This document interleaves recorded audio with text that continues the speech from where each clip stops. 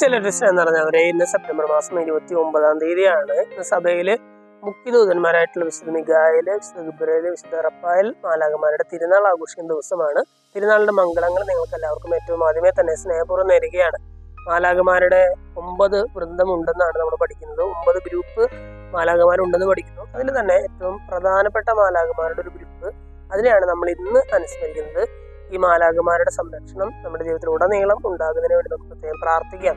ഇന്നത്തെ സുവിശേഷഭാഗത്തിൽ നമ്മൾ കാണുകയാണ്, ഈശോ ശിഷ്യരോട് തന്റെ പീഡാനുഭവത്തെയും മരണത്തെയും ഉദ്ധാനത്തെയും പറ്റി പ്രവചനം നടത്തുമ്പോൾ പത്രോസ് തടസ്സം പറയുകയാണ്. കർത്താവെ, നിനക്ക് ഒരിക്കലും സംഭവിക്കാതിരിക്കട്ടെ എന്നൊക്കെ പറയുമ്പോൾ കർത്താവ് പത്രോസിനെ മാറ്റി നിർത്തിയിട്ട് അവനെ ശാസിക്കുകയാണ്. എന്താണ് പറയുന്നത്? സാത്താനെ, എൻ്റെ മുമ്പിൽ നിന്ന് ദൂരെ പോകുന്നതിന്റെ ചിന്ത മാനുഷികമാണ്, ദൈവികമല്ല എന്ന് പറയുകയാണ്. പത്രോസിനെ ശാസിക്കാനുള്ള ഏറ്റവും ബേസിക് ആയിട്ടുള്ള ഒരു കാരണം ഈശോ കണ്ടെത്തുന്നതാണ്. അവന്റെ ചിന്ത, പത്രോസിന്റെ ചിന്ത മാനുഷികമായിരുന്നു, ദൈവികമായിരുന്നില്ല എന്നുള്ളതാണ്. എന്ന് പറഞ്ഞാൽ ഈശോ ശിഷ്യന്മാരിൽ നിന്നും ദൈവികമായ രീതിയിൽ ചിന്തിക്കുക എന്നുള്ളൊരു കാര്യം എക്സ്പെക്ട് ചെയ്തിരുന്നു എന്നുള്ളതാണ്, പ്രതീക്ഷിച്ചിരുന്നു എന്നുള്ളതാണ്. അതുകൊണ്ടാണ് ആ പ്രതീക്ഷയ്ക്കൊത്ത് പത്രോസ് ഉയരാതെ വന്നപ്പോൾ പത്രോസിനെ പിടിച്ച് ചീത്ത പറയുന്നതൊക്കെ അതുകൊണ്ടാണ്.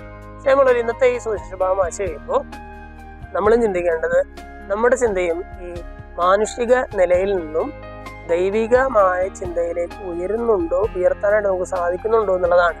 ഒരു ക്രിസ്ത്യാനായിട്ട് നമ്മൾ ജീവിക്കുമ്പോൾ ദൈവം നമ്മളിൽ നിന്നും അത് പ്രതീക്ഷിക്കുന്നുണ്ട്. ദൈവികമായ ചിന്തയിലേക്ക് നമ്മുടെ ചിന്തകൾ ഉയർത്തണമെന്ന് ദൈവം ആഗ്രഹിക്കുന്നുണ്ട്. ഓരോ വിശുദ്ധ കുർബാനയിലും നമ്മൾ പ്രാർത്ഥിക്കുന്നുണ്ട്, നമ്മുടെ ഹൃദയ വിചാരങ്ങൾ ഉന്നതങ്ങളിലേക്ക് ഉയരട്ടെ എന്നൊക്കെ നമ്മൾ പ്രാർത്ഥിക്കുന്നുണ്ട്. എന്ന് പറഞ്ഞാൽ മാനുഷികമായ ചിന്തയിൽ നിന്നും ദൈവികമായ ചിന്തയിലേക്ക് നമ്മുടെ ചിന്തകളെ, നമ്മുടെ ഹൃദയങ്ങൾ ഉയർത്താനായിട്ട് നമുക്ക് സാധിക്കണമെന്ന് നമ്മൾ ഓരോ ദിവസവും നമ്മൾ പ്രാർത്ഥിക്കുന്നുണ്ട്. ഇന്നത്തെ വചനഭാഗം വായിച്ചു കഴിയുമ്പോൾ ദൈവികമായ ചിന്തയിലേക്ക്, ആ ഒരു സ്റ്റാൻഡേർഡിലേക്ക് നമ്മുടെ ഹൃദയങ്ങളെ, നമ്മുടെ ചിന്തകളെ ഉയർത്താനുള്ള ഒരു കൃപയ്ക്കായിട്ട് നമുക്ക് പ്രാർത്ഥിക്കാം. ദൈവം നമ്മെല്ലാവരെയും സമൃദ്ധമായി അനുഗ്രഹിക്കട്ടെ.